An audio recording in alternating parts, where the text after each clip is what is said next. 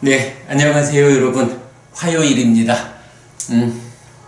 화요일 저녁이면 저희가 벌써 13개월을 넘어서 매주 빠지지 않고 공부를 진행하고 있습니다. 네, 여러분. 불교 입문 1, 소유하고자 하는 자를 위한 가르침입니다. 사실은 며칠 전에 근본경전연구회 저희가 이 책을 출판을 했죠. 나는 불교를 믿는다. 불법승 바로 알기 바른신행 근본경전 니까야 라고 해서 이 책을 출판하고 우리 부산 지역에 계신 불교계 언론사 기자분들이 오늘 저희 법당에 오셔서 기자 간담회를 했어요. 그래서 그 간담회에서 두 번째 책을 위한 간담회이지만 제가 이 첫 번째 책에 대해서도 기자분들에게 다시 소개를 좀 했지요. 그러면서 제가 소개하기를 제가 정작 책을 만들 때에 나름대로 열심히 순서를 잡아서 만드느라고 했지만 그래도 잘 느끼지 못하던 어떤 부분 13개월 동안 읽고 보충하기 수업을 하면서 이야 정말로 이 책이 잘 만들어졌구나. 이 책이 정말로 교과서구나 라고 스스로 만족하는 이야기를 기자분들에게 했어요. 특히 제2부 행위, 업의 개괄에서 업과 관련한 참 그 개괄적인 설명을 잘했다. 불교 신자가 업에 대해서 이만큼만 볼 수 있다 해도 참으로 훌륭하다. 교과서다. 이어서 공덕이라고 하는 지금 우리가 진행하는 주제죠. 불교 신자의 신행에서 공덕을 배제하고는 무엇을 말할 수 있을까? 그러나 정작 공덕이 무엇일까? 라고 공덕을 바르게 알고 있는 사람을 찾기가 쉽지 않죠. 그럴 때 바로 이 책이 공덕이 무엇냐 하는 부분을 개념적으로 잘 정리했다.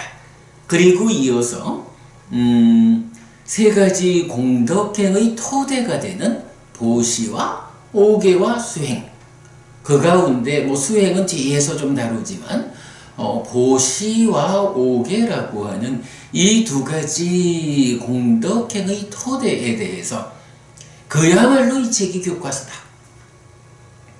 이 책을 공부할 수 있으면 이렇게 업에 대한 이야기, 공덕에 대한 이야기, 그리고 보심, 그리고 지금 진행하고 있는 오계, 이 부분에 대해서 정말 교과서라고 할 수 있는 책이다 라고 제가 이 책을 자랑을 좀 많이 했어요.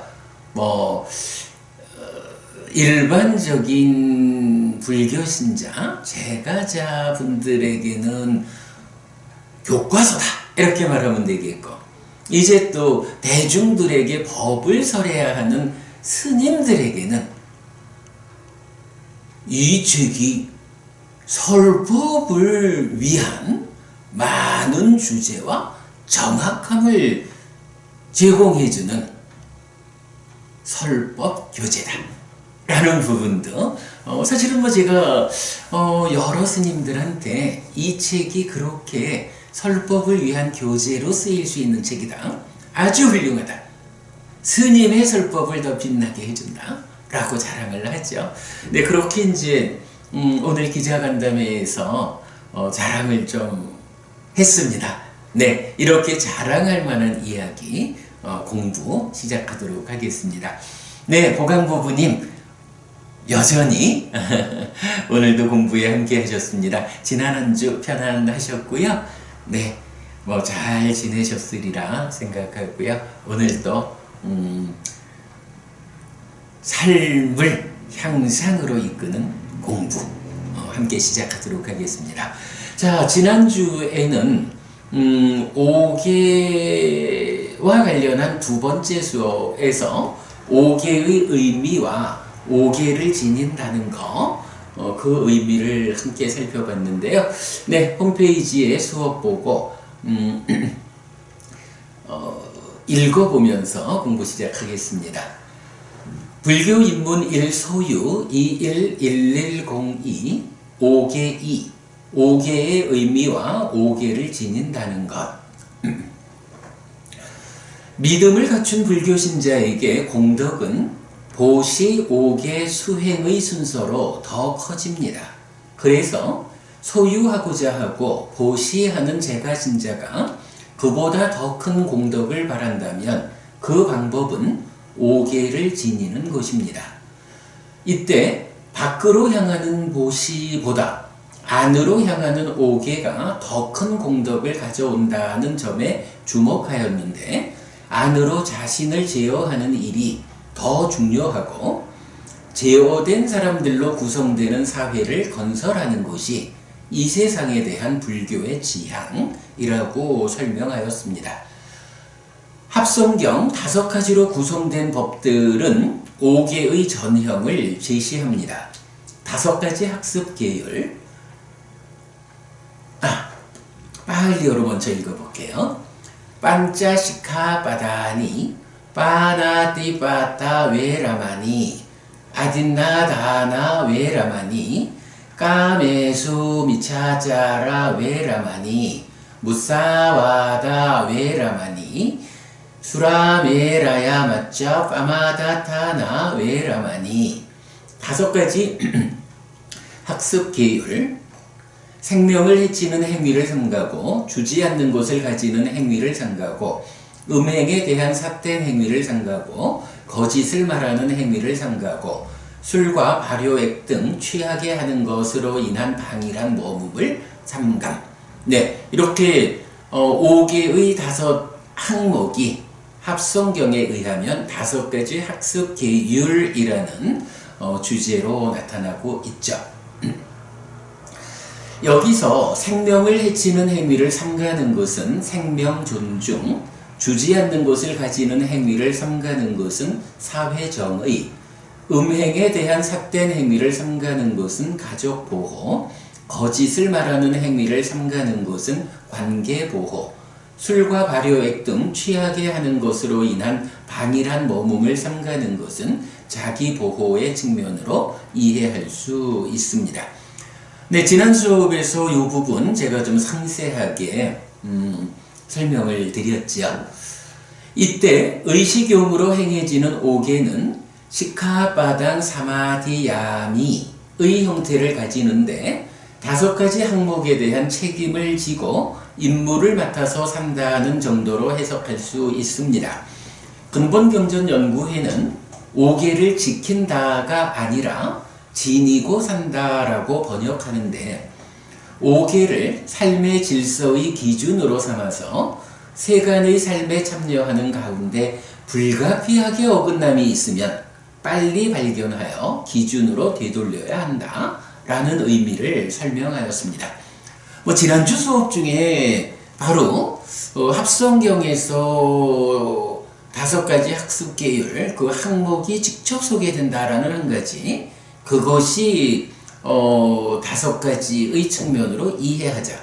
그런가 하면 시카바당 사마디야미라는 이 파할리 원어를 5계를 지킨다라고 이해하지 않고 5계를 지니고 산다라고 해석하는 이 부분, 5계와 관련해서 가장 중요한 관점이다라는 부분 지난주 충분히 설명을 드렸습니다.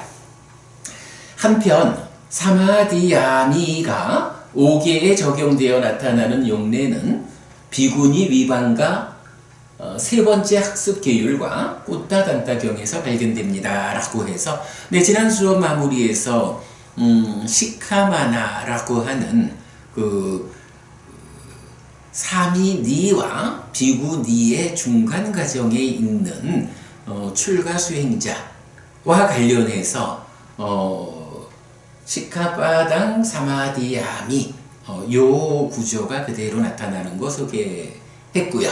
또 꾸타단타경에서는 3인칭으로 시카 바다니 사마디 야띠 이렇게 나타나는 거 소개해 드렸습니다.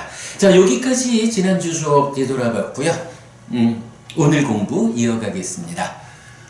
페이스북에 김정원 법우님 오셨군요. 그래요. 지난주에도 함께 하셨고 요즘 김 법우님 공부 자리에서 자주 뵙습니다. 우리가 관계를 맺는데 가장 좋은 방법이 이렇게 부처님 공부를 함께하는 공부의 자리에서 만나는 거. 네, 이렇게 만날 때 경전은 바로 이런 사람이 선우, 좋은 친구다. 이렇게 좋은 친구와 함께하는 것은 범행의 전부다. 왜냐하면 이렇게 공부를 함께하는 좋은 친구와 함께하면 팔정도를 실천하는 그러한 삶을 더불어 서로 부추겨가면서 그 길을 갈 수 있기 때문에 우리 삶이 향상한다 라고 말해주죠. 네, 이렇게 공부 자리에서 함께 만날 수 있는 거. 네, 김정원 보부님 요즘 이렇게 함께 해주셔서 우리가 좋은 친구가 될 수 있다라는 거 아주 고맙고 이익되는 일이고요. 그런 측면에서는 우리 고강 보부님 1년 넘는 세월 좋은 친구로 공부 자리를 함께 하고 계시죠. 네, 때로 제가 아이고 피곤해 한 주 좀 쉴까 하다가도 보강보부님 기다리실 텐데 해가지고 게으름 피우지 않고 이렇게 그 공부를 시작하게 되는 거죠. 바로 이렇게 서로가 서로를 부추기고 격려하는 가운데 공부의 길을 함께 나아갈 수 있는 이것이 범행을 실천하는 거, 삶을 향상으로 이끄는 구체적 방법이다. 네, 이런 점에서 페이스북에 김정원 보부님 함께 하시니 아주 마음이 좋습니다. 반갑고 고맙고요. 유튜브에 보강 보부님 그리고 다른 어떤 분인지 성함이 나타나지 않아서 그렇지만 이렇게 함께 해주시는 이런 만남이 참으로 소중한 만남이다 라고 말씀드리고 네, 공부 이어갑니다. 자, 지난주에는 이렇게 오계라는 것이 무엇이냐, 오계를 지닌다는 거 어떤 것이냐 라고 첫 번째 주제로 보았다면 오늘은 오계와 관련한 두 번째 주제로 오계의 구성입니다. 오계라는 게 이제 5가지 학습 계율이거든요. 그러면 5가지가 어떤 것 없이 그냥 이런 거 저런 거 막 묶어가지고 5가지를 말한 것일까? 아니면 교리적으로 어떤 그 타당성을 가지는 조합을 보여주는 것일까? 네, 이런 측면에서 디가니카야 31번 신갈라경이 있어요. 보통 중국에서는 이제 아함 쪽에서 육방예경이라고 번역된 유명한 경이지요. 이 신갈라경에서 이 오계와 관련한 아주 중요한 정보를 주고 있는데 보겠습니다. 오계의 5 항목은 업의 오염원 4가지와 타락의 입구에 속한 1가지로 구성됩니다. 자, 5가지가 있어요. 불살생, 불투도, 불망어, 불살생, 불투도, 불사움, 불망어, 불음주. 요 5가지 중에 앞에 4가지는 업의 오염원이라는 개념을 배제하는 것. 요렇게 구성이 된다는 거고, 마지막 불음주. 불음주라고 하는 것은 술 마신다, 술을 마시고 방일해진다 하는 것을 타락의 입구라고 설명되는 교리가 있는 거예요. 이제 그렇게 5개의 5 항목은 업의 오염원 4가지로부터 나를 보호하는 거, 그리고 1가지는 타락의 입구로부터 내가 그 입구에 문을 열고 쏙 들어가서 타락하지 않도록 입구를 차단하는 거. 요게 5개를 구성하는 5가지 항목이다 라는 거거든요. 자, 그래서 업의 오염을 방어하고 삶을 타락으로 이끌지 않기 위한 삶의 기준이 5개라고 이해할 수 있습니다. 1. 디가니까야 31.3 신갈라경 4가지 업의 오염원. 네, 신갈라경 중에 한 가지 주제로 4가지 업의 오염원이란 주제가 있어요. 어떤 4가지 업의 오염원이 버려지는가? 장자의 아들이여, 생명을 해치는 행위가 업의 오염원이고 주지 않는 것을 가지는 행위가 업의 오염원이고 음행에 대한 삿된 행위가 업의 오염원이고 거짓을 말하는 행위가 업의 오염원이다. 이런 4가지 업의 오염원이 버려진다 라고 해서, 자, 요점이죠? 생명을 해치는 행위가 업의 오염원이야. 주지 않는 것을 가지는 행위, 음행에 대한 삿된 행위, 거짓을 말하는 행위. 그러니까 또 한문으로 말할 때는 살생투도 사음망어. 이 4가지가 교리적으로 설명되기를, 그 4가지가 바로 업을 오염하는 거예요. 업이 오염되면 그 업에 따르는 과와 보의 법칙성에 의해서 괴로움이 생겨나. 바로 이런 업을 오염하는 4가지가 있는데 5개라고 하는 것이 무엇냐? 바로 앞에 4가지는 불살생, 불투도, 불사음, 불망어라고 해서 이 4가지 업의 오염원을 행하지 않는 것. 그래서 그 4가지 업의 오염원을 버리는 것. 이것이 5개의 5항목 중에 앞에 4가지 항목의 의미다 라는 거죠. 그 다음에 디가니까야 31.5 신갈라경 6가지 타락의 입구. 어떤 6가지로 된 타락의 입구를 실천하지 않는가? 장자의 아들이여, 술과 발효액 등 취하게 하는 것으로 인한 방일한 머뭅에 열심인 것이 타락의 입구이고, 때 아닌 때에 열심히 거리를 돌아다니는 것이 타락의 입구이고, 열심히 공연을 보러 다니는 것이 타락의 입구이고, 노름으로 인한 방일한 머뭅에 열심인 것이 타락의 입구이고, 나쁜 친구와의 만남에 열심인 것이 타락의 입구이고, 게으름에 열심인 것이 타락의 입구이다. 타락한다는 거, 삶이 퇴보하는 거죠. 더 나쁜 상태로 떨어지는 거잖아요. 그런 타락을 하기 위해서는 타락하는 그 자리로 문을 열고 들어가야 돼. 이런 이야기예요. 문 열고 들어가면 떨어지는 거야. 이런 표현을 하면서 그런 타락하기 위해서, 떨어지기 위해서 열어야 하는 문으로 6가지를 이제 경은 제시하는 거죠. 자, 그 6가지. 술과 발효액 등 취하게 하는 것으로 인한 방일한 머뭅에 열심이다. 때 아닌 때에 열심히 거리를 돌아다닌다. 열심히 공연을 보러 다닌다. 노름으로 인한 방일한 머뭅에 열심이다. 나쁜 친구와의 만남에 열심이다. 게으름에 열심이다. 라고 해서 이 6가지가 그런 삶을 살면 그것이 마치 문 열고 들어가서 떨어지는 그런 타락하기 위한 입구요. 이렇게 말하는 거죠. 그래서 6가지 타락의 입구 중에 첫 번째가 뭐냐 하니 술과 발효액 등 취하게 하는 것으로 인한 방일한 머뭅, 요것에 열심인 거다. 그러니까 바로 요게 뭔가요?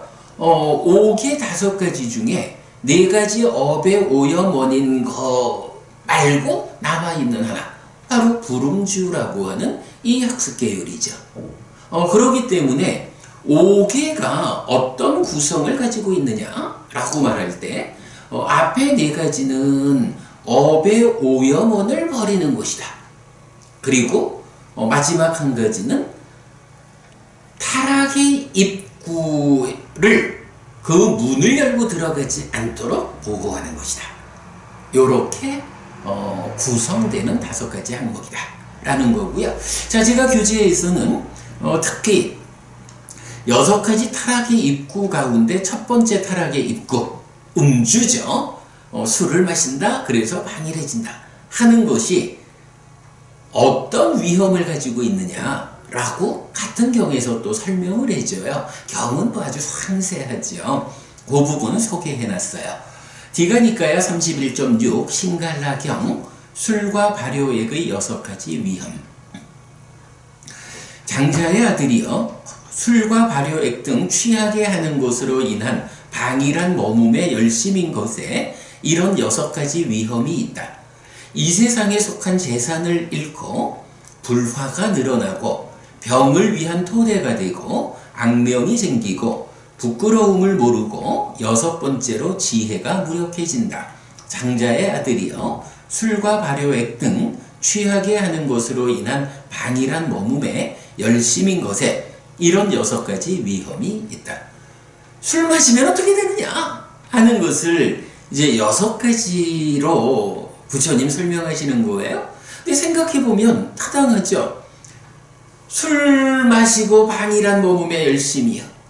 기본적으로 술을 마시고 어쩐다라는 그 이전에 토대가 뭐냐? 술을 마시면 방일해져. 해야 할 일을 하지 않아. 해야 할 일을 하지 않기 때문에 생겨나는 삶의 문제들. 요렇게 이제 지난주에 말씀을 드렸죠. 이제 그러한 문제가 있기 때문에, 그런 문제 때문에 삶에 어떤 위험이 있느냐? 6가지. 그래서 첫 번째, 이 세상에 속한 재산을 잃는다 그랬어요. 그죠, 여러분? 술이 지나친 사람들, 여러 가지 면에서 술값도 내야 하고 술 먹고 실수해서 뒤치다거리도 해야 하고 다양한 방면으로 재산을 잃죠. 불화가 늘어나. 술 먹으면 말이 제어되지 않고 행위가 제어되지 않으니까 관계를 해치게 되죠. 그래서 불화가 늘어난다. 병을 위한 토대가 된다. 이건 술병 걸리는 사람들이 얼마나 많아요. 술이 과해서 대표적으로 간과 관련한 병이라든가 하여간 술 때문에 생겨나는 병이 많죠. 그러니까 병을 위한 토대가 된다. 악명이 생긴다. 아이고 그 사람 그 술주정뱅이, 아이고 술꾼, 악명이 생기죠. 부끄러움을 몰라. 우리 요즘도 뉴스에 보면 가끔 그런 게 많이 나오죠. 언젠가요? 올 봄쯤인가요? 에는 검사라고 하는 한국 사회에 지위도 있고 명예도 있는 분이 술이 취해가지고 길거리에서 노상방뇨를 하는 이런 뉴스도 봤죠? 술이 지나치면 부끄러움을 못 느끼죠. 평상시 같으면 할 수 없는 일들을 막 하죠. 부끄러움을 몰라. 그게 위험해. 그런 얘기죠. 그리고 마지막 6번째로 지혜가 무력해진다.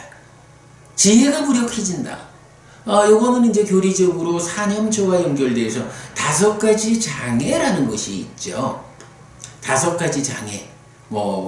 소유의 관심, 진해, 해태혼침, 들뜸의 의심, 이런 5가지 장애라는 것이 무엇이냐, 어떤 역할을 하느냐 하면 지혜를 무력화한다.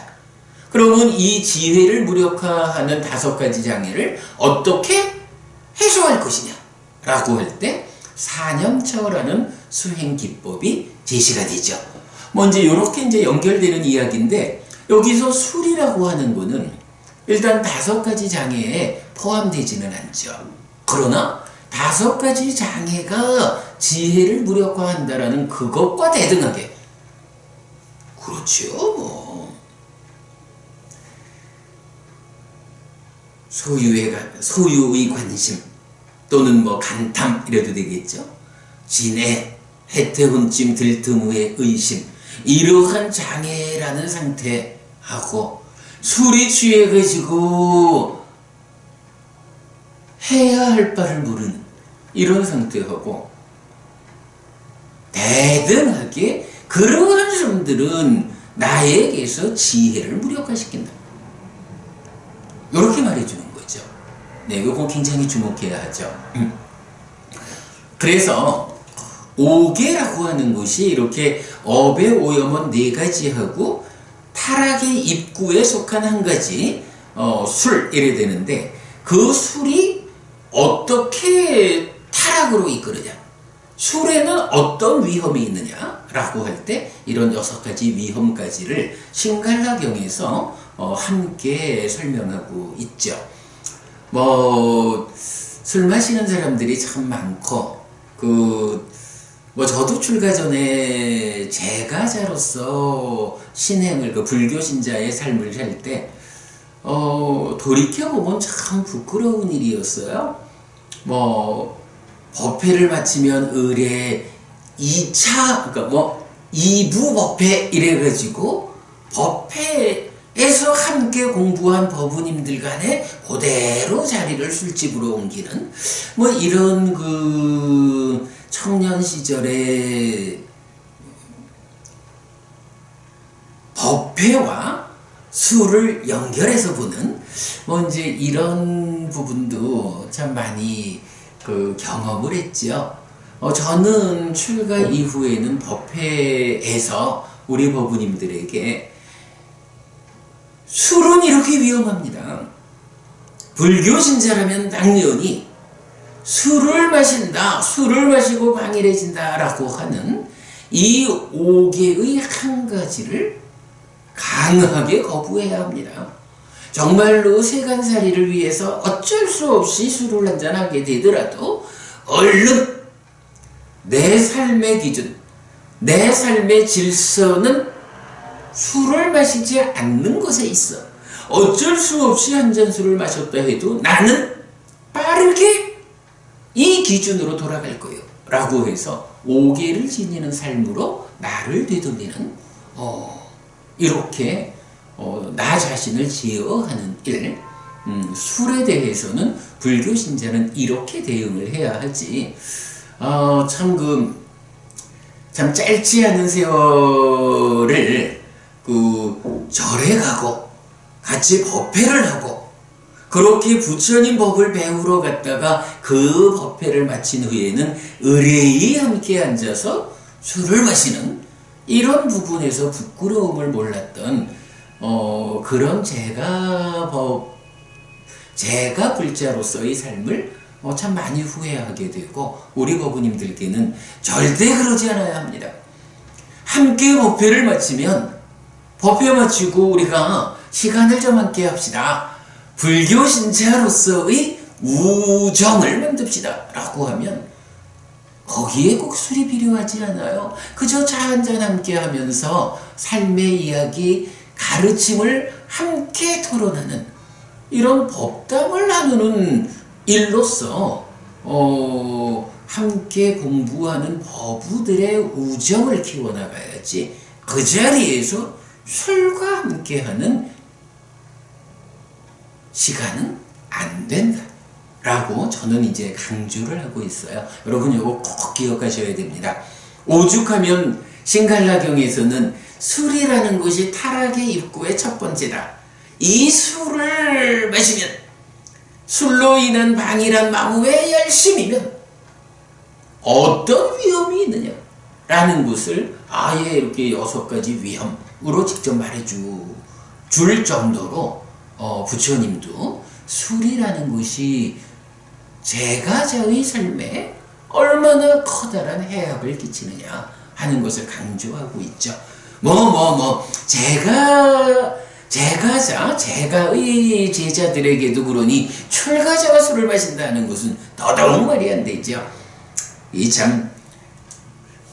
저도 이렇게 좀 사람들 만나면 곡차지, 이건 곡차니까 에피스님 술 마시나 곡차 한잔해요 이렇게 말하는 경우를 많이 만나게 되는데 그런데 넘어가면 안 되죠. 사실 주변에서 출가자로서 곡차 한 잔 또 곡차를 즐기는 이런 분들도 좀 보게 되는데 안 됩니다. 그 부분은 극복해야 한다라는 부분 또 강하게 말씀드리고 한 가지 더 재밌는 거는 이렇죠.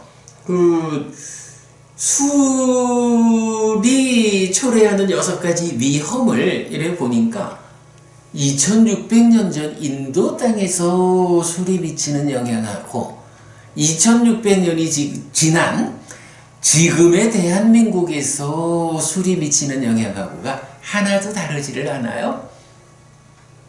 그런 부분도 우리 볼 수 있어요. 사람들은 아이고 불교가 그 2600년 전에 설해진 고리타분한 이야기 이렇게 관점을 말하기도 하지만 아닙니다. 2600년 그리고 인도와 한국이라는 이런 시간과 공간의 조건을 다 감안해도 부처님 가르침은 그런 시공을 초월해서 어디에 그러니까 언제 어디에 존재하든 중생들에게는 공통되게 적용되는 고멸의 법이다. 행복을 위한 법이다. 이 사실은 변함이 없다. 라는 부분 우리 명확히 알고 가도록 하겠습니다. 자, 5개의 구성 5가지 부분 보았고요. 이제 3번째 주제로 넘어갑니다. 제가 볼 때는 이렇게 5개가 5가지로 구성되어 있다.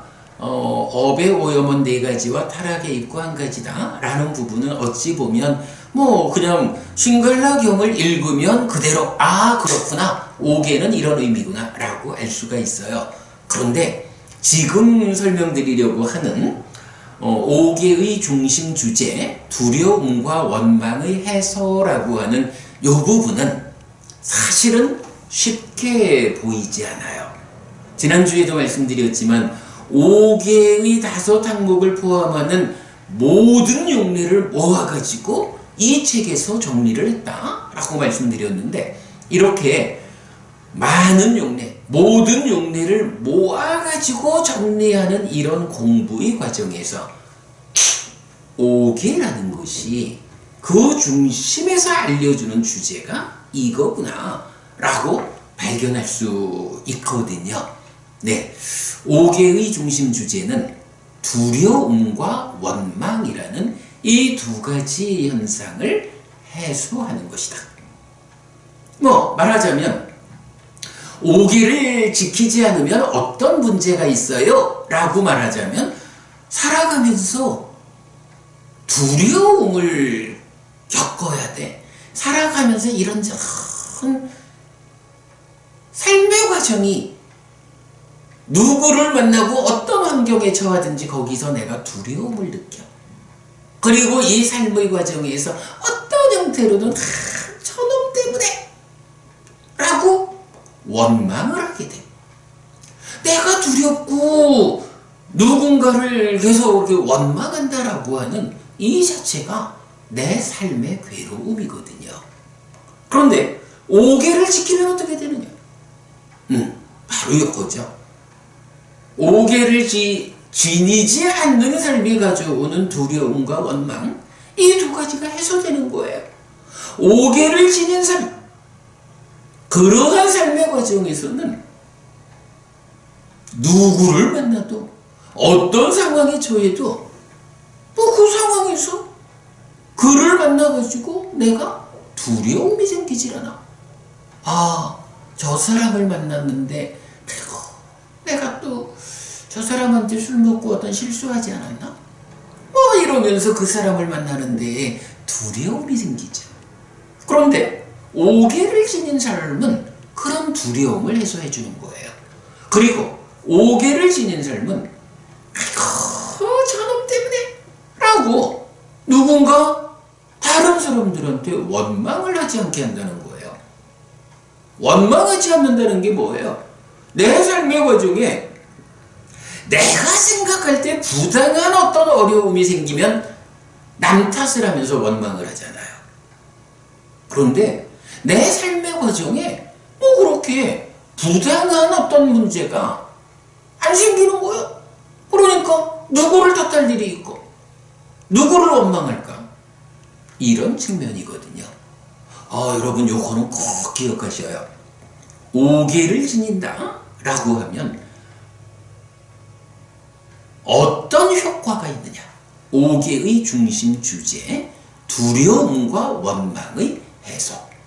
네, 오개를 지녀야 하는 이유다. 이렇게 보면 되겠죠. 자, 교재 보겠습니다. 한편 안구따라 니까야 다섯의 모음 174번 원망경 등에 의하면 오개를 지니지 않은 삶과 지닌 삶은 두려움과 원망으로 차별됩니다. 그래서 두려움과 원망의 해소가 오개의 중심 주제라는 것을 알 수 있습니다. 생명을 해치는 자는 생명을 해치는 행위의 조건으로부터 지금 여기에 속한 두려움과 원망을 쌓고 다음 생에 속한 두려움과 원망을 쌓고 심에 속한 괴로움과 고뇌를 경험한다. 생명을 해치는 행위로부터 피한 자는 지금 여기에 속한 두려움과 원망을 쌓지 않고 다음 생에 속한 두려움과 원망을 쌓지 않고 심에 속한 괴로움과 고뇌를 경험하지 않는다.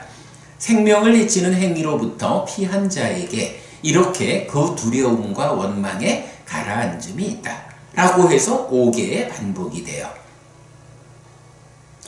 자, 보면 이런 거지요. 생명을 해치는 자, 살생의 업을 짓는 자는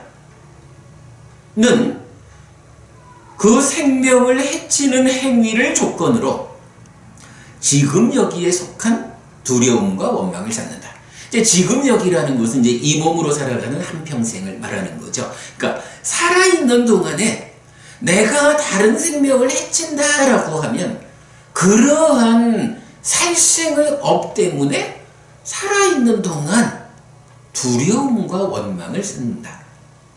내가 누군가를 해쳤으니 바른 정신을 가진 사람은 아이고 이런 악업의 과화보를 내가 겪겠지? 라고 해서 그 두려움 그리고 그에 따르는 원망 이거를 쌓아간다는 거죠. 또한 다음 생에 속한 두려움과 원망 아이고 내가 이렇게 악업을 지었으니 몸이 무너져 죽은 뒤에 악처에 떨어질 거예요. 그러면 그 악처에 떨어져서 내가 얼마나 아픔을 겪어야 할까? 이런 두려움, 이런 원망을 쌓는다는 거죠. 그렇게 두려움과 원망을 쌓기 때문에 심에 속한, 내 마음에 속한 괴로움, 고뇌를 경험하게 된다. 두려움과 원망을 살아서도 쌓고, 그러니까 살아서 두려움과 원망을 쌓고 죽은 다음에 대한 두려움과 원망을 쌓고 그러다 보니까 내 마음이 그저 괴롭고 고뇌를 경험하게 된다. 이렇게 말하는 거죠. 중심 주제죠. 그러나 생명을 해치는 행위로부터 피한 자, 이제 5개를 지닌 자 이런 이야기죠. 그러면 동일하게 살아서도 두려움과 원망을 쌓지 않고 다음 생에 속한 저세상에서 당연하죠. 5개를 지닌 삶은 하늘로 이끌리는 삶이니까 죽은 다음에 지금보다 훨씬 더 좋은 삶이 이어질 것인데 무엇 두렵고 원망을 할 것이 있을까? 이런 측면이죠. 그러기 때문에 마음에 속한 괴로움과 고뇌를 경험하지 않는다 라고 말하는 거고요. 이렇게 생명을 해치는 행위로부터 피한 살생의 업을 짓지 않는 자는 그 두려움과 원망이 가라앉는다. 이렇게 말하는 거예요. 하여간 살생의 업을 지으면 살아서나 죽은 다음에 대해서나 이런 두려움과 원망을 쌓게 되므로 거기에서 내 마음속으로 괴롭고 고뇌를 경험하게 되는데 살생하지 않으면 그런 것을 경험하지 않게 돼요. 그렇기 때문에 그 사람에게는 그 두려움과 원망이 가라앉는다. 이렇게 말하는 거죠. 이것을 이제 5개에 반복하기 때문에 네, 교재에 이렇게 요약했어요. 오계를 지니지 않으면 금생과 내생의 두려움과 원망을 쌓게 되고 그러면 심에 속한 괴로움과 고뇌를 경험하게 된다. 그러나 오계를 지니면 금생과 내생의 두려움과 원망을 쌓지 않게 되고 그러면 마음에 속한 괴로움과 고뇌를 경험하지 않는다. 이것이 두려움과 원망의 가라앉음이다. 네, 이렇게 요약이 되죠. 자, 교재 계속 보겠습니다. 그런데 오계만으로 나타나는 용례와 오계를 포함하는 용례로의 두 가지 구분은 두려움과 원망에 의해서 연결됩니다. 자, 이게 무슨 말씀이냐 하면 이제 앞에, 그러니까 먼저 시간에 그 오계를 포함하는 모든 용례를 보았다 라고 할 때 이 용례들이 두 가지 측면으로 나뉘더라. 어떤 경들은 오계만을 딱 말하기도 하고 또 어떤 경들은 오계에 이어지는 어떤 개념들을 묶어가지고 좀 더 높은 삶, 좀 더 향상된 삶을 말한다. 이렇게 오계만으로 나타나는 첫 번째 용례, 그리고 오계를 포함해서 더 높은 삶을 제시하는 용례, 이런 두 가지로 구분될 수 있는데, 이런 두 가지, 오계만 나타나는 용례하고 오계에 좀 더 이어지는 개념이 포함돼서 더 높은 삶의 향상을 말하는 이 두 가지 용례를 연결해 주는 것이 있는데 그게 바로 두려움과 원망이다. 당연하죠. 오계의 중심 주제가 두려움과 원망의 해소 이래 되니까 이 두 가지 용례의 구분은 바로 중심 주제인 두려움과 원망 이것에 의해서 연결된다. 이렇게 제가 아예 파란색으로 이렇게 색칠을 해 드렸어요. 이런 개념은 정말 오계를 공부하는 데 있어서 너무너무 중요한 개념이다 라는 거 꼭 좀 기억하시고요. 자, 오계만으로 나타나는 원망경은 다섯 가지 두려움과 원망을 버리지 못하면 계를 경시하는 자이고 다섯 가지 두려움과 원망을 버리면 계를 중시하는 자라고 하고, 자, 요거 일단 오계만으로 나타나는 용례 이렇게 되고요. 그 다음에 원망경이 이제 또 있어요. 그래서 안구따라니까야 아홉의 모음에 27번 원망경 1번, 28번 원망경 2번은 오계와 예류의 사요소에 의한 예류자.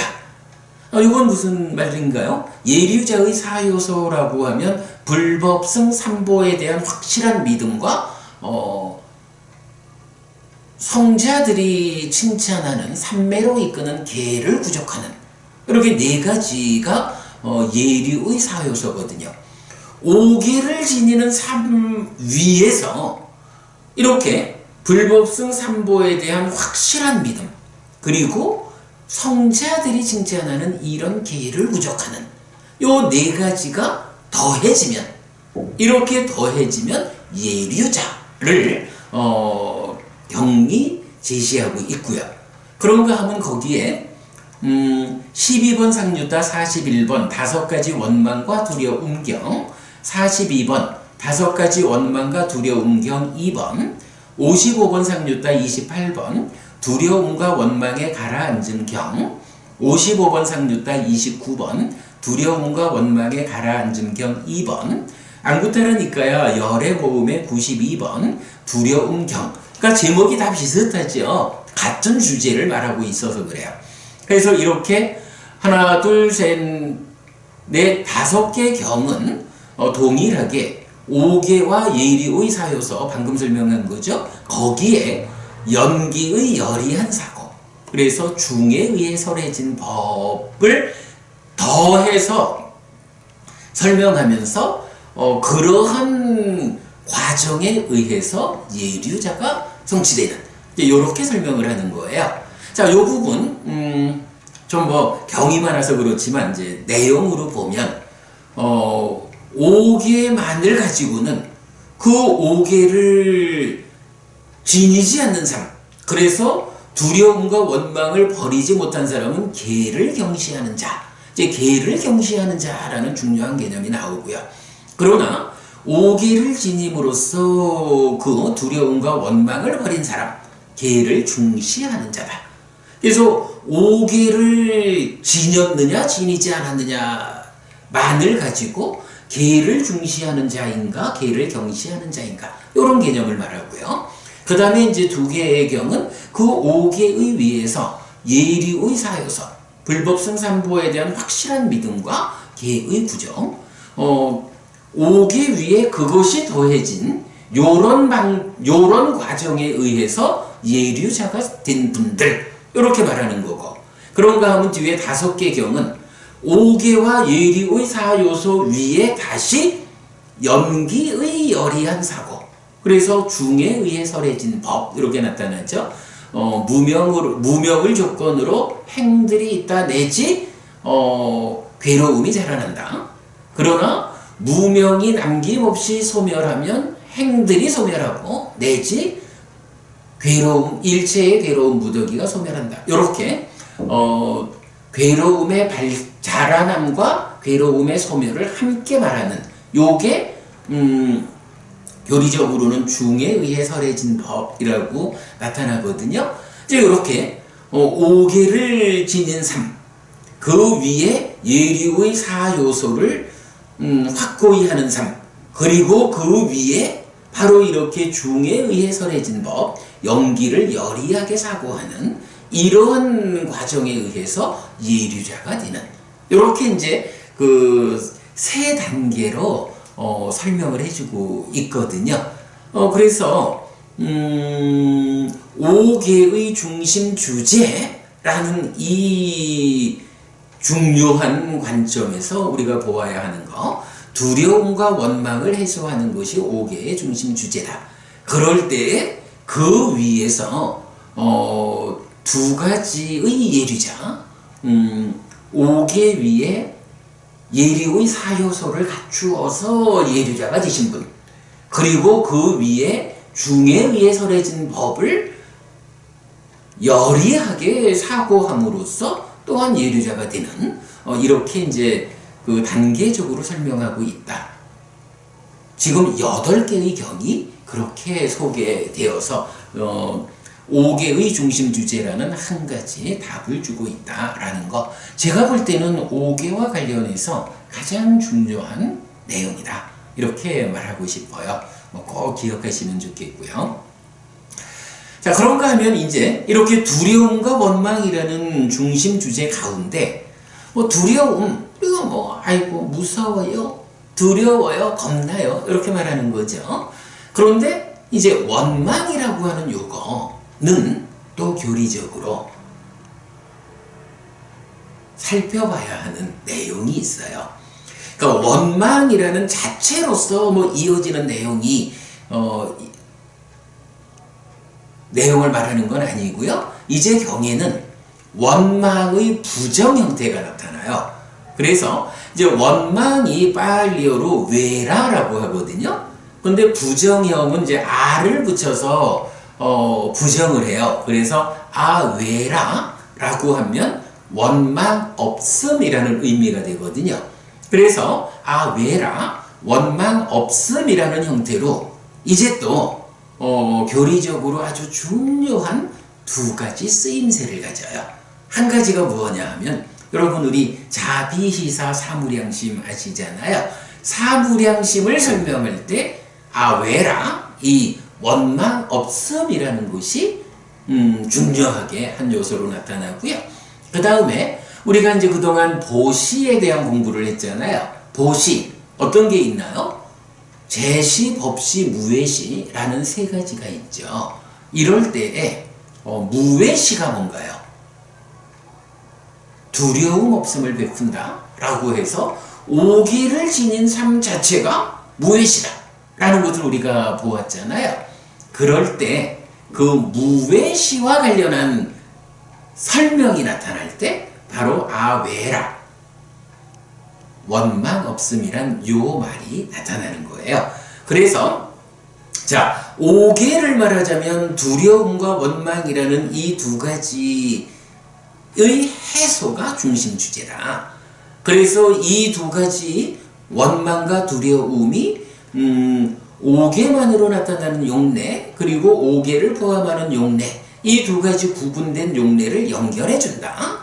그리고 이어서 그 가운데 원망이라는 것은 아외라 원망 없음의 형태로 사무량심과 무외시라고 하는 이 중요한 두 가지에서 비중 있게 나타난다라는 거예요. 자, 그래서 보겠습니다. 먼저 사무량심을 보면 사무량심은 이렇게 나타나죠.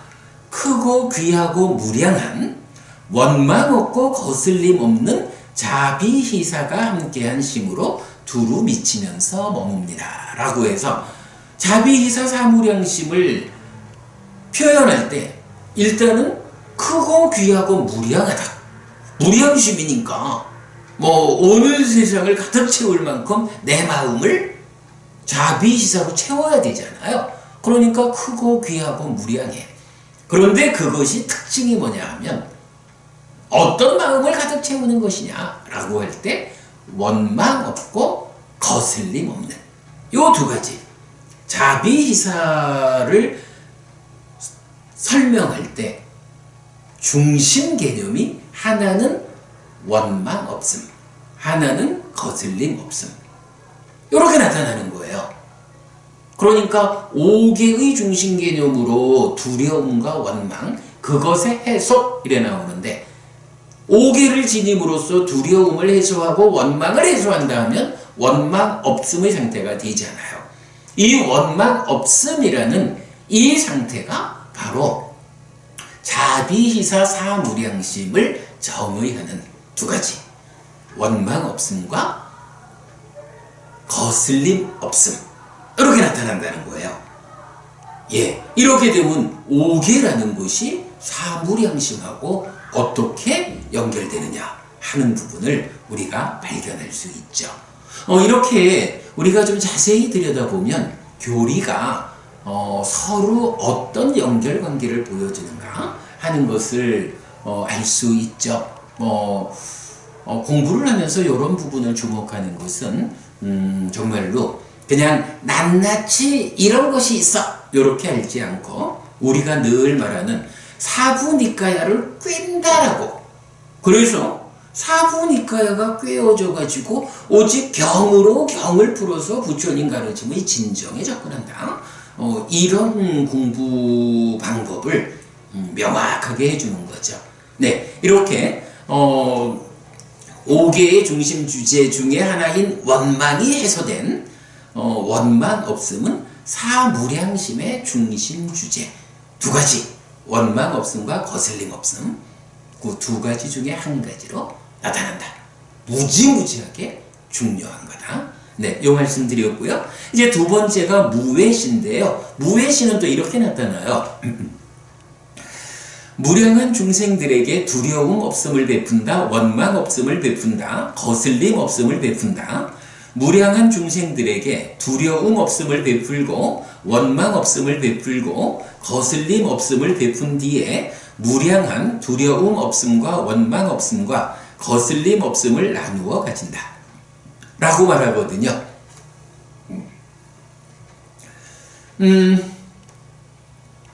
자, 여기에서도 보면 이제 5개를 지닌 삶 자체가 무외시다 라고 나타나는데, 그 5개를 지니는 무외시의 실천이 다른 사람들에게 무엇을 주느냐 라고 할 때 첫 번째로 두려움 없음을 베푼다, 두 번째 원망 없음을 베푼다. 이게 뭔가요? 바로 5개의 중심 주제인 두 가지, 두려움과 원망의 해소, 요거잖아요. 5개를 지니는 것으로의 무외시니까 당연히 두려움과 원망이라는 이 두 가지가 해소되죠. 그리고 거기에 한 가지 더, 이 원망이라는 것이 사무량심에서 원망 없음, 거슬림 없음이라는 두 가지 중심 개념으로 연결되니까 이제 무외시를 설명하는 데서도 두려움 없음과 원망 없음이라는 것에 이어서 거슬림 없음을 베푼다라고. 이렇게 교리들이 연결돼서 확장되는 걸 볼 수 있죠. 5개만을 보면 두려움과 원망의 해석. 그런데 거기에 원망이라는 측면에서 사무량심과 연결돼서 원망 없음과 거슬림 없음. 이것이 다시 무외시라는 개념에서는 두려움, 원망, 거슬림 세 가지 모두 없음으로 이렇게 연결된 관계를 우리가 볼 수 있죠. 자, 이래서 5개의 중심 주제, 5개의 5항목이 나타나는 모든 용례를 모아가지고 정리를 해보니까 정말로 5개를 지닌다라고 하는 여기에는 이런 중심된 주제가 있구나 라고 발견한 거죠. 두려움과 원망의 해석. 그랬더니 이것이 그 두려움, 원망 이어지면서 거슬림 없음까지 함께 가가지고 어때요? 5개와 사무량심과 무외시라고 하는 이 중요한 교리들이 포괄적으로 연결된다 라는 것을 볼 수가 있죠. 네, 이래서 제가 오늘 공부 중에 가장 중요한 주제가 바로 5개의 중심 주제, 두려움과 원망의 해소입니다 라고 말씀을 드렸던 거죠. 네, 이렇게 여러분 5개만으로 나타나는 용례, 5개를 포함하는 용례, 이 구분이 두려움과 원망에 의해서 연결된다는 것. 그리고 다시 그러니까 사무량심과 무외시의 좀 더 확장된 연결관계까지를 함께 보았습니다. 자, 계속 보겠습니다. 이렇게 5개를 지니지 않는 삶은 두려움과 원망으로 특징 지어지는데 악업의 당사자로서 자신에게도 적용되고 상대방인 다른 생명에게도 적용되는 것을 알 수 있습니다. 마찬가지로 5개를 지닌 삶은 선업, 무외시, 사무량심을 실천하는 당사자로서 자신에게도 두려움 없음과 원망 없음의 상태로 적용되고 상대방인 다른 생명에게도 적용되는 것을 알 수 있습니다.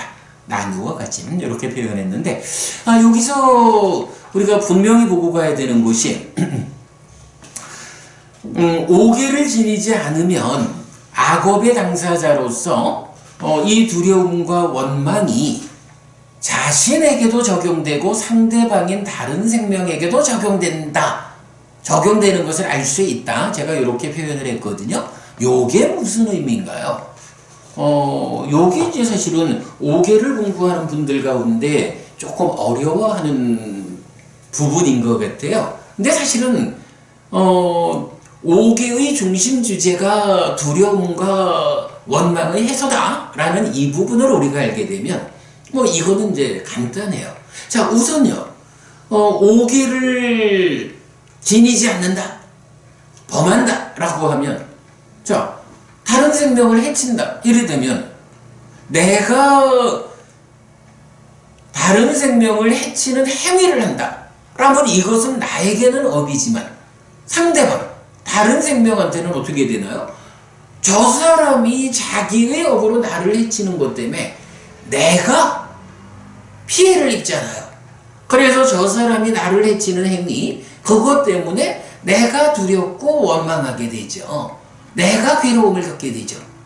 그러면 나는 5개를 지키지 않는 삶, 그러니까 5개를 어기는 다른 생명을 해치는 행위를 하는데 나의 행위 때문에 행위의 상대방이 괴로움을 겪어요. 그래서 두려움과 원망, 괴로움으로 이어져요. 그런가 하면 이제 우리가 지금 본 거지만 5개를 지니지 않는 삶이라는 것이 나에게는 어떤 영향을 주나요?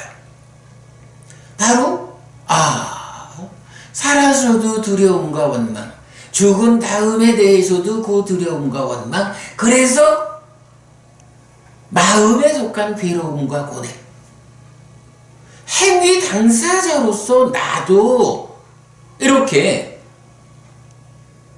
두려움과 원망에 이어지는 괴로움, 고뇌를 내가 겪게 되잖아요.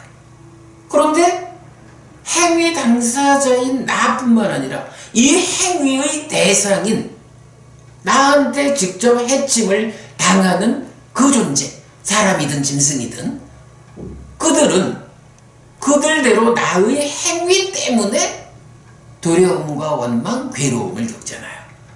바로 요런 개념이에요.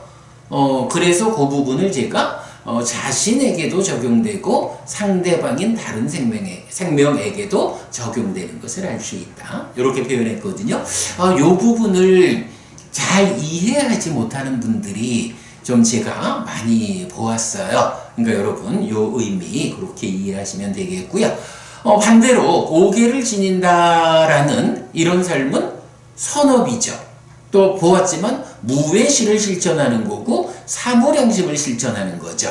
그러니까 이런 사람은 자신도 두려움 없고 원망 없음의 상태를 만들고 또한 내 행위의 상대방인 다른 생명에게도 내가 그를 해치지 않으니까 그 또한 나 때문에 두려움과 원망, 괴로움, 고뇌를 겪지 않게 되죠. 네, 이래서 상대방, 그러니까 나도 그렇고 상대방도 그렇다라는 거. 그래서 이런 것이 나누어 가지는 것으로의 무외시, 보시다. 이런 부분을 설명하게 되는 거죠. 예, 제 생각에는 오늘 수업에서 가장 중요한 요점이 세 번째 주제, 오개의 중심 주제, 두려움과 원망의 해석, 이 부분입니다. 여러 가지 이야기 함께 드렸는데, 가장 중요한 개념이라고 보아야겠습니다. 자, 이어서 이제 네 번째 주제로 넘어갑니다. 4. 개를 경시하는 자와 개를 중시하는 자. 앞에서 보았던 원망경입니다. 앙구타라 니카야 다섯의 모음의 174번. 일단 내용을 요약해 보자면 개를 경시하는 자는 오개를 지니지 않는 자이죠. 이런 자는 금생과 내생의 두려움과 원망을 쌓고 심에 속한 괴로움과 고뇌를 경험하고 지옥에 태어난다. 앞에서 본 거죠. 그 다음에 개를 중시하는 자는 오개를 지니는 사람이고 금생과 내생의 두려움과 원망을 쌓지 않고 심에 속한 괴로움과 고뇌를 경험하지 않고 죽어서는 하늘에 태어난다. 이렇게 이제 요약이 되죠. 네, 경 읽어보겠습니다. 잠깐만요.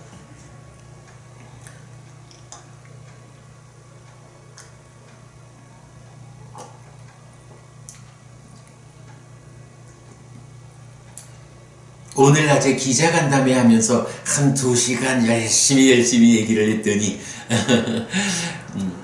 우유라도 한잔 하면서 말씀을 나눠야 될 것 같아요.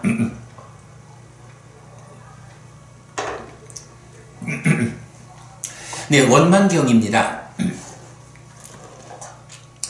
장자여, 5가지 두려움과 원망을 버리지 못하면 개를 경시하는 자라고 불리고 지옥에 태어난다. 어떤 5가지인가? 생명을 해침 내지 술과 발효액 등 취하게 하는 것으로 인해 방일하게 머문. 장자여, 이런 5가지 두려움과 원망을 버리지 못하면 개를 경시하는 자라고 불리고 지옥에 태어난다. 그러니까 오개를 지니지 않는 삶 자체를 아예 두려움과 원망이다 라고 직접 표현을 하고 있죠. 네, 중심 주제로의 연결입니다. 장자여, 5가지 두려움과 원망을 버리면 개를 중시하는 자라고 불리고 좋은 곳에 태어난다. 어떤 5가지인가? 생명을 해침 내지 술과 발효액 등 취하게 하는 것으로 인해 방일하게 머문.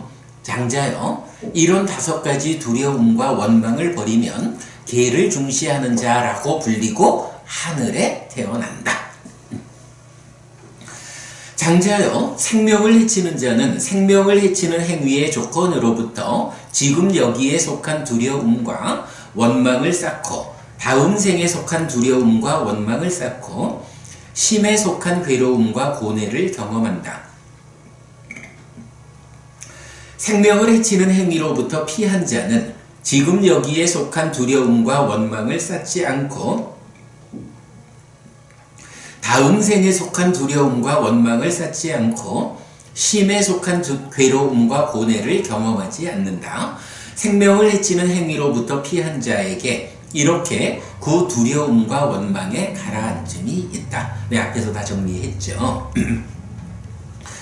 장자여, 주지 않는 것을 가지는 자는 주지 않은 것을 가지는 행위의 조건으로부터 지금 여기에 속한 내지 괴로움과 고뇌를 경험한다. 주지 않은 것을 가지는 행위로부터 피한 자는 지금 여기에 속한 내지 괴로움과 고뇌를 경험하지 않는다. 주지 않은 것을 가지는 행위로부터 피한 자에게 이렇게 그 두려움과 원망에 가라앉음이 있다. 장자여, 음행에 대해 삿되게 행하는 자는 음행에 대해 삿되게 행하는 행위의 조건으로부터 지금 여기에 속한 내지 괴로움과 고뇌를 경험한다. 음행에 대한 삿된 행위로부터 피한 자는 지금 여기에 속한 내지 괴로움과 고뇌를 경험하지 않는다. 음행에 대한 삿된 행위로부터 피한 자에게 이렇게 그 괴로움과 원망에 가라앉음이 있다. 장자여, 거짓을 말하는 자는 거짓을 말하는 행위의 조건으로부터 지금 여기에 속한 내지 괴로움과 고뇌를 경험한다.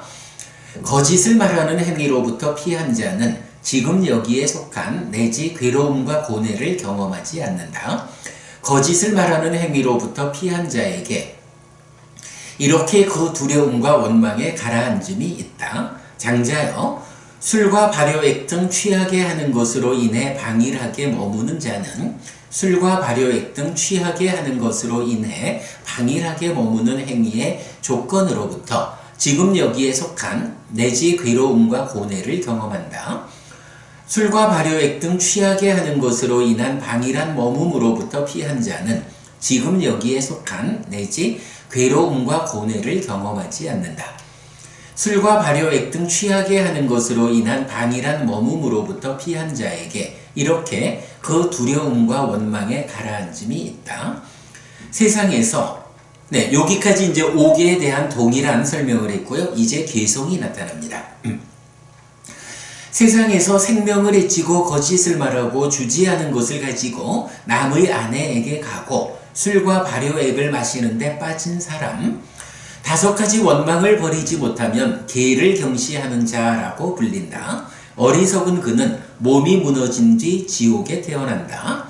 세상에서 생명을 해치지 않고 거짓을 말하지 않고 주지 않은 것을 가지지 않고 남의 아내에게 가지 않고 술과 발효액을 마시는데 빠지지 않는 사람, 5가지 원망을 버리면 개를 중시하는 자라고 불린다. 지혜로운 그는 몸이 무너진 뒤 좋은 곳에 태어난다. 네, 이렇게 원망경이 끝났습니다. 원망경 아주 중요한 주제를 잘 설명해주고 있고요. 자, 이어서 좀 별도의 주제입니다. 개를 경시하는 자의 위험과 개를 중시하는 자의 이익. 자, 우리가 이제 원망경에서 보았지만 오개를 지니지 않는 자는 개를 경시하는 자다. 그래서 이러하다.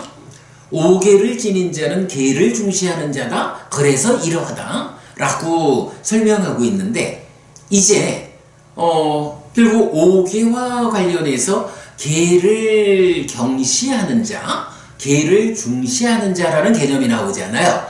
그런데 이제 또 보면 세계의 경은 오개라는 말을 직접 쓰지는 않으면서 개를 경시하는 자, 개를 중시하는 자, 요 개념을 가지고 그러면 개를 경시하는 자에게는 어떤 위험이 있는가?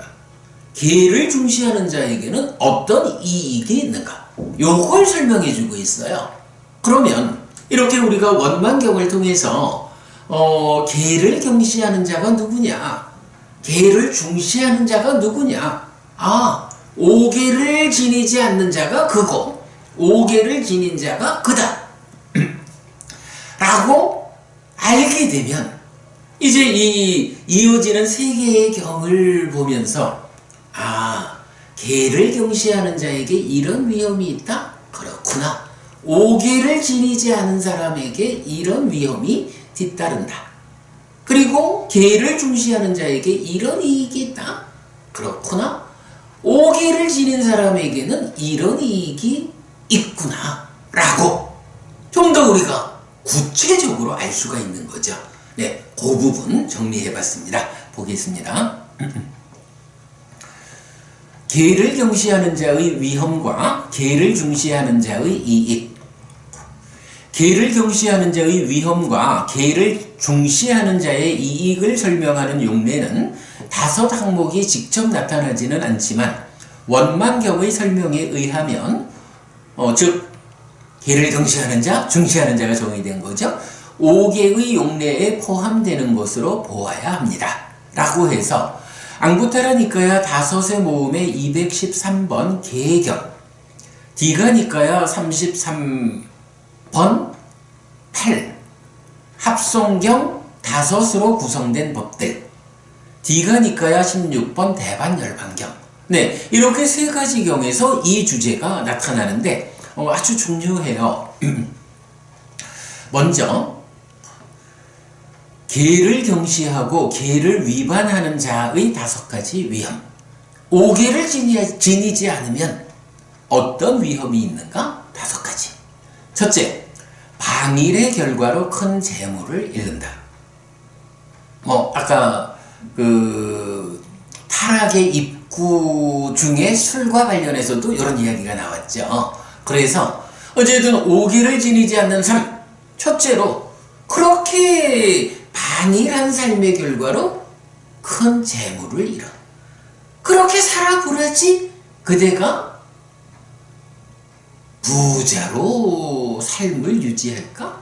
아니요. 재물을 잃고 가난뱅이가 되는 거야.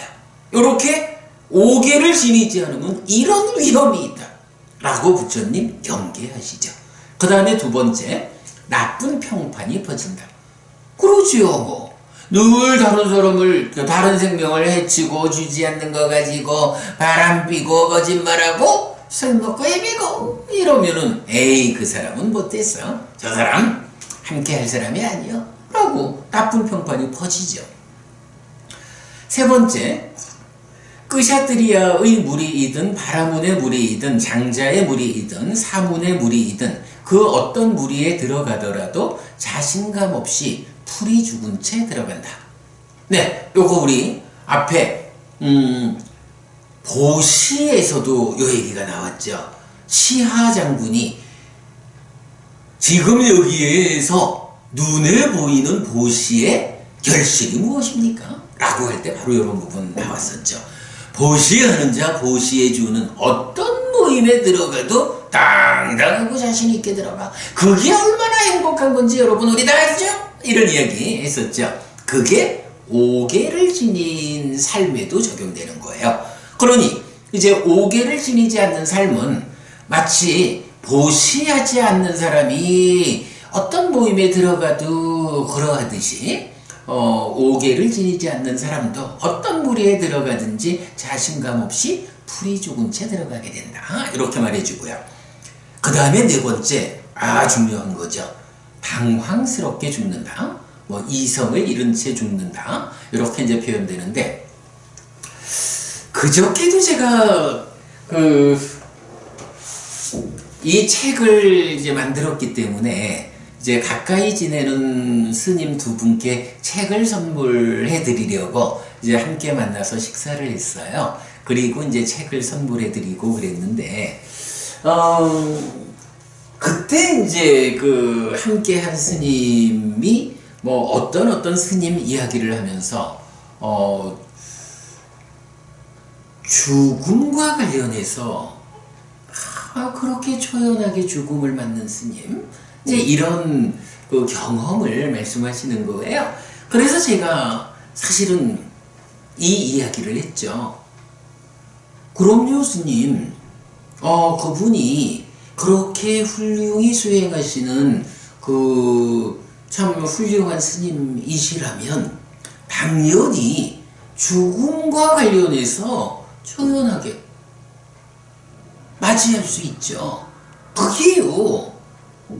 스님 우리가 경에서 보면 뭐 높은 수행까지는 자취하고라도 오계를 지닌다라는 이 한 가지, 출가자든 제가자든 뭐 출가자가 더 높은 수행을 통해서 더 훌륭하기 이전에라도 제가자들 또한 그 삶의 과정에서 이렇게 오계를 지닌 삶, 경을 중시하는 자로서 살게 되면 거기에 어떤 이익이 있느냐?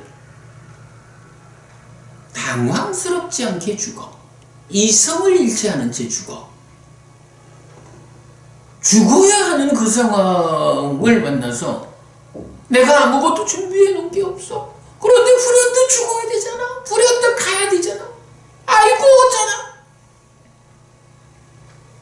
당황하죠. 이성을 잃죠. 심지어는 아이고 죽네! 라고 자기의 죽음도 미처 알아차리지도 못하고 죽죠. 요런 부분이에요. 그런데 지금 경에서는 우선 이제 순서대로 말하기를 그러니까 계를 경시하는 자, 오계를 지니지 않는 자에게 어떤 위험이 있느냐라고 할 때 바로 당황스럽게 죽는다. 이성을 잃은 채 죽는다. 죽음에 처해가지고 어쩔지 몰라.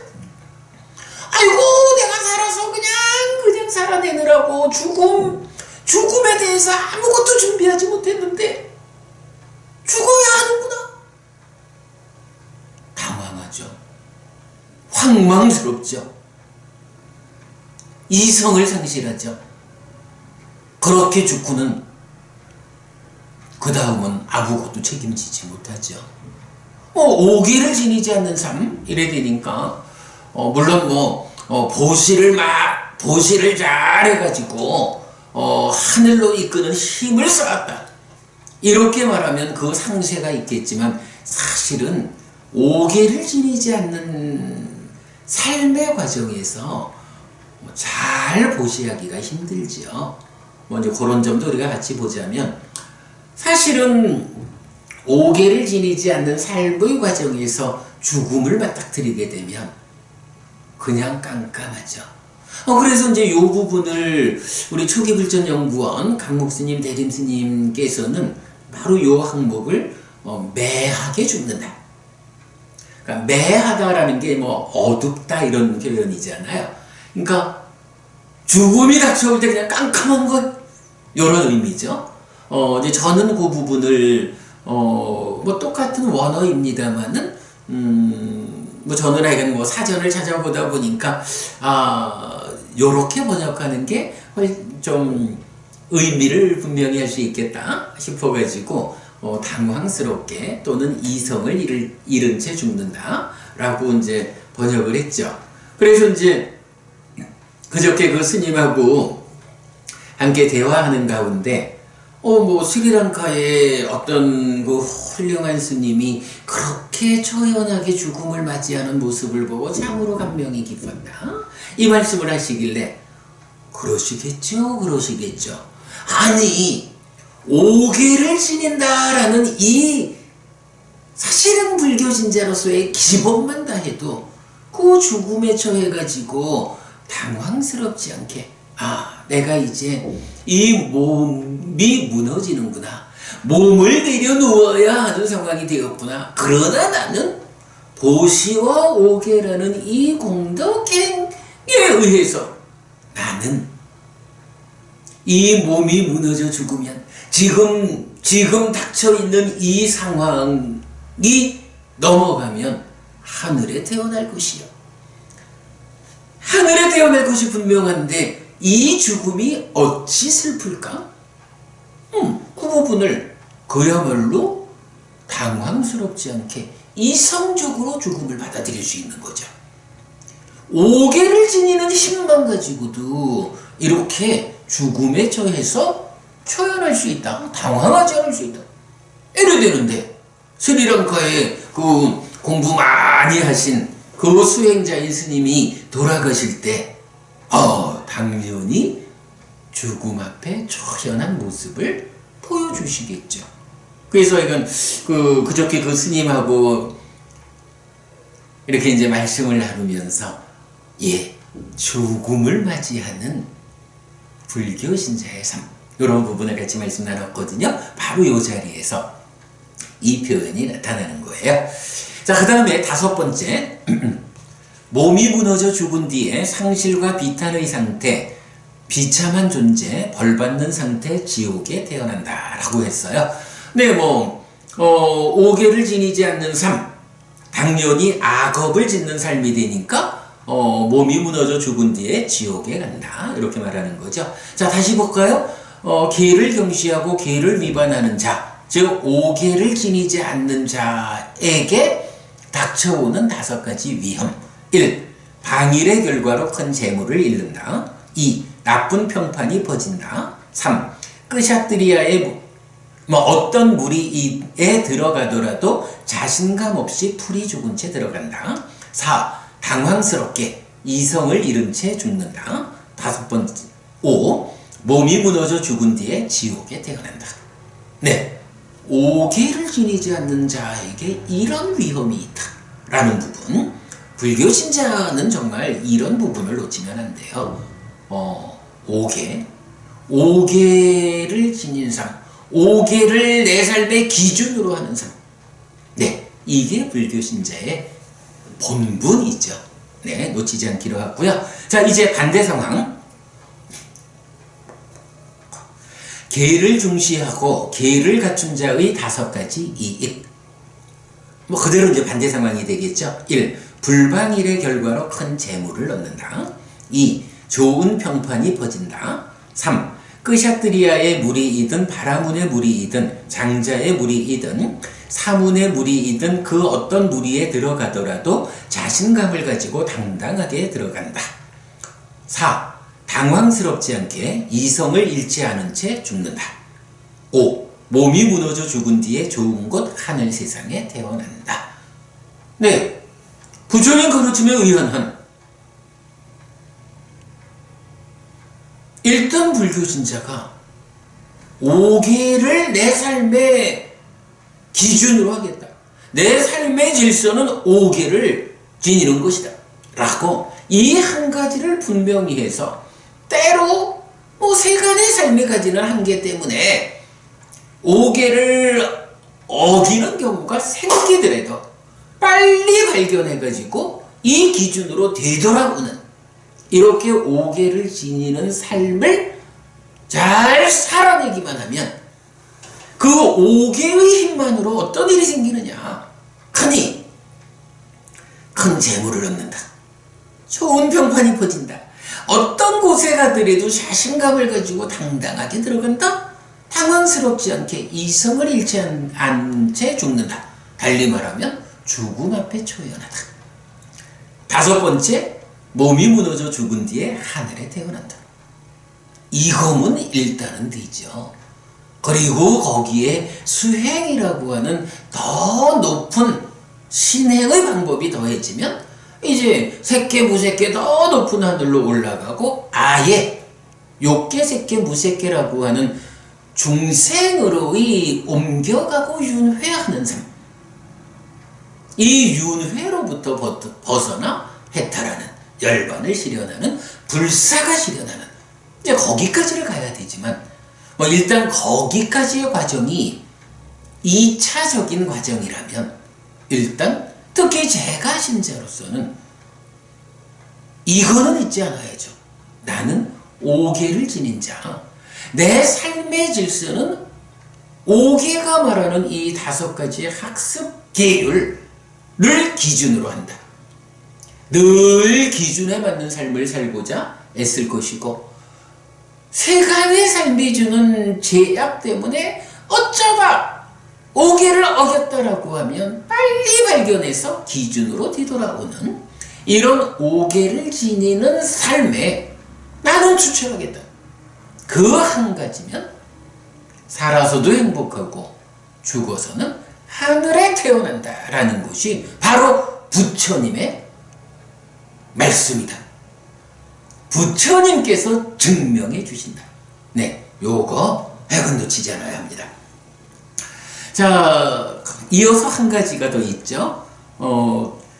마치마니카야 129번 우현경은 오계를 지니지 않는 자와 오계를 지니는 자의 차별을 말합니다. 라고 해서 요거는 이제 몇 주 전,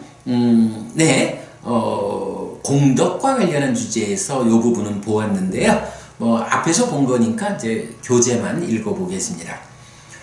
사람들이 모여서 대화를 할 때 오계를 지니지 않은 어리석은 자는 그 대화의 내용에 자신의 경우를 얽매어 고통과 고뇌를 경험하고, 오계를 지닌 현명한 사람은 그 대화의 내용으로 자신을 부추겨 행복과 만족을 경험한다고 하는데, 계를 경시하는 자의 위험과 계를 중시하는 자의 이익의 측면에서 말한다 라고 이해할 수 있습니다 라고 했어요.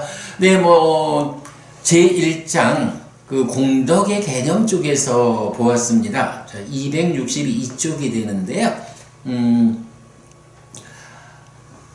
보면 어리석은 자에게 있는 어리석음의 특징, 어리석음의 징조, 어리석은 삶의 흔적해서 길게 나타나지만 요약해보면 오계를 지키지 않는 자의 고통과 고뇌,